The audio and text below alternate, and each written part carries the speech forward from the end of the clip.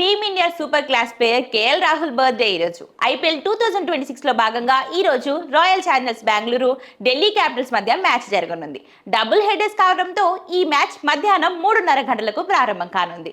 Bengaluru Chinnaswamy stadium వేదికగా జరిగే ఈ మ్యాచ్ కేఎల్ రాహుల్ కు చాలా స్పెషల్. ఎందుకంటే కర్ణాటకకు చెందిన కేఎల్ రాహుల్ తన హోమ్ గ్రౌండ్ చిన్నస్వామి స్టేడియంలో పుట్టినరోజు సందర్భంగా ఈ మ్యాచ్ ఆడనున్నాడు. గతేడాది ఐపీఎల్లో కేఎల్ రాహుల్ ఇదే చిన్నస్వామి స్టేడియంలో విన్నింగ్స్ నాక్ ఆడి కాంతార రేంజ్ సెలబ్రేషన్స్ చేసుకున్నాడు. లక్నో సూపర్ జైంట్స్ కెప్టెన్ గా ఉన్న కేఎల్ రాహుల్ ఆ ఫ్రాంచైజీ ఓనర్ తో గొడవల కారణంగా బయటకు వచ్చాడు. ఐపీఎల్ 2025 మెగా వేలం సమయంలో కేఎల్ రాహుల్ ను ఆర్సీబీ తీసుకుంటుందని అందరూ అనుకున్నారు. కానీ ఆర్సీబీ ఆ దశగా వెళ్ళకపోవడంతో ఢిల్లీ క్యాపిటల్స్ దక్కించుకుంది. దాంతో అదే సీజన్లో రాయల్ ఛాలెంజర్స్ బెంగళూరుతో జరిగిన మ్యాచ్లో కేఎల్ రాహుల్ వీరోచిత ఇన్నింగ్స్ ఆడి ఢిల్లీని గెలిపించాడు.